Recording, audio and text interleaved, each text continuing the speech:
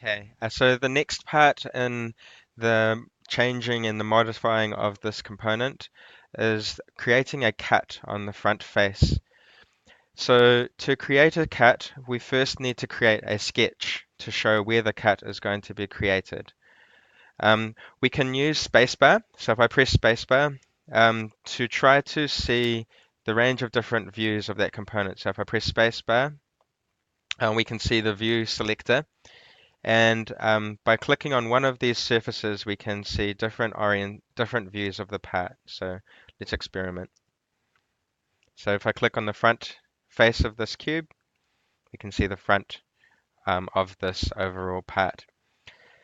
Okay, so we're going to create a sketch on the front face here. So we'll go to the sketch ribbon, click on sketch, and then click on the front face. And here we'll create a corner rectangle. So we'll click on the corner rectangle tool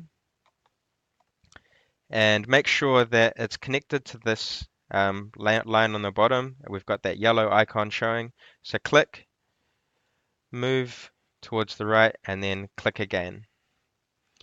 If I press escape, now we can see our overall part or sketch here, just a rectangular sketch.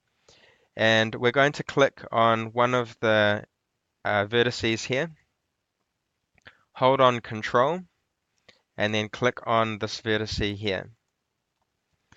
The relationship we'll create is a coincident relationship. Sorry, this doesn't work here. We'll create a vertical relationship. This will make this line and that point vertical with one another. We'll do the same with the bottom part.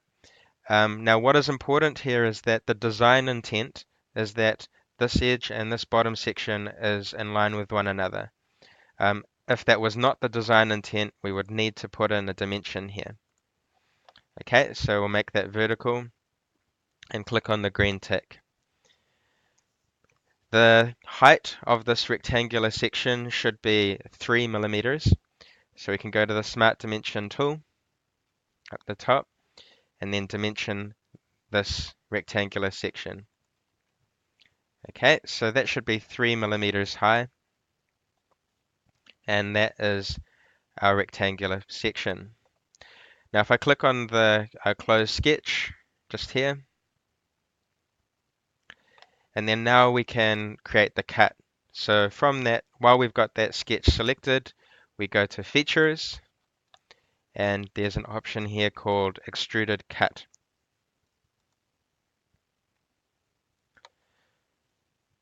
Now, that cut should go all the way through. So over here, there's an option for the end condition. So if we click on that and change it to through all, and then we can now click on the green tick. Just wait for this to load, and now it's created the cut through all. Now if we click on the spacebar and have a look at the different views, we'll be able to see that that slot has been cut through that bottom base, bottom section there. So we'll rename this. So we'll click on that, press F2, and we'll call this bottom slot. So BOTTOM, capital SLOT, and then enter. All right. So that concludes this video. In the next video, we'll be looking at creating a hole on this component. Thanks for watching, and we'll see you in the next one. See ya.